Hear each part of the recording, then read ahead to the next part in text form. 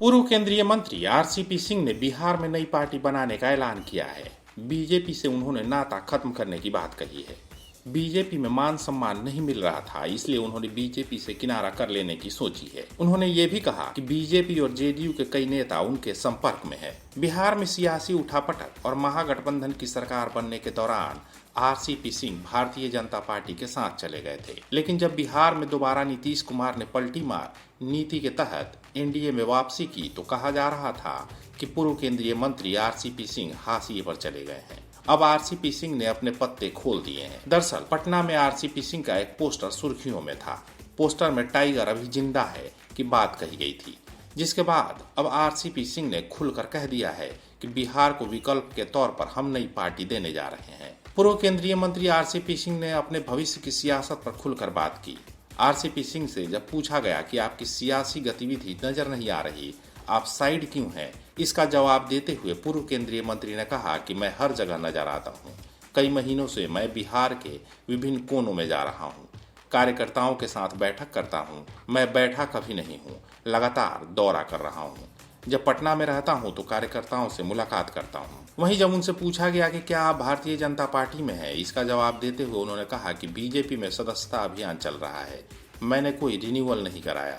भविष्य के राजनीतिक पर जब सवाल किया गया तो आरसीपी सिंह ने कहा कि नई पार्टी बनाएंगे।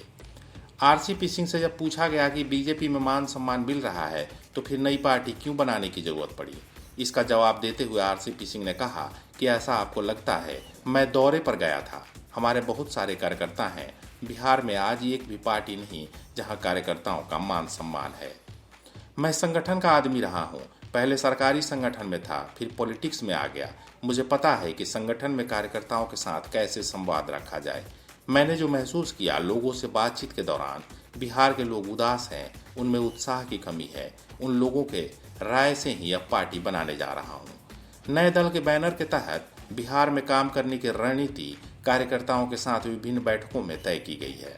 आरसीपी सिंह से जब पूछा गया कि आपकी पार्टी जब बनेगी तो सबसे ज्यादा नुकसान किसे होगा, इसके जवाब में आरसीपी सिंह ने कहा कि हमारी सोच निगेटिव नहीं है, हम किसी को चोट नहीं करेंगे।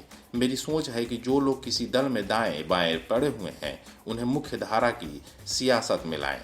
आरसीपी सिंह से पूछा गया कि क्या जेडीयू ने आपसे संपर्क किया है, इसका जवाब देते हुए उन्होंने कहा कि हमसे किसी ने संपर्क नहीं किया है, अगर जेडीयू बुलाएगी तो जाएंगे। इसका जवाब देते हुए उन्होंने कहा कि हम पार्टी बना रहे हैं, हम क्यों जाएंगे। प्रशांत किशोर की नई पार्टी पर पूछे जाने पर आरसीपी सिंह ने कहा कि सामाजिक जीवन हो या राजनीतिक जीवन, जब नई चीज आती है तो कुछ तो बदलाव आता है। जो हमारे साथी उपेक्षित पड़े हुए हैं उनका साथ जोड़ने का हमारा लक्ष्य है। विपक्षी दलों के नीतीश कुमार को कमजोर और थका हुआ बताए जाने के सवाल पर आरपी सिंह ने कहा कि नीतीश कुमार में सभी गुण हैं। मैंने नीतीश कुमार के साथ 24 वर्षों तक काम किया है। नीतीश कुमार जो काम करते हैं उसका अपना एक स्टाइल है। आरसीपी सिंह ने कहा कि मई 2022 के बाद सीएम नीतीश से मेरी कोई मुलाकात नहीं हुई है। मैंने उन्हें टीवी में देखा है, मेरी उनसे कोई भेंट नहीं, इसलिए स्वास्थ्य के बारे में स्पष्ट नहीं कह सकता। मैं कामना करता हूं देश और बिहार में जो उन्होंने काम किया है और बिहार की सेवा करने के लिए वह स्वस्थ रहें। जेडीयू में कॉकस होने की बात पर आरसीपी सिंह ने कहा कि नीतीश कुमार के अगल बगल जिन लोगों की फोटो आती है उनमें से एक दो को छोड़ दें तो कोई भी समता काल से जेडीयू के साथ खड़े नहीं है। आरसीपी सिंह से जब पूछा गया कि क्या नीतीश कुमार को नेताओं ने टेक ओवर कर लिया है, इसका जवाब देते हुए आरसीपी सिंह कहते हैं कि जहां तक मैं जानता हूं नीतीश कुमार को कोई टेक ओवर नहीं कर सकता।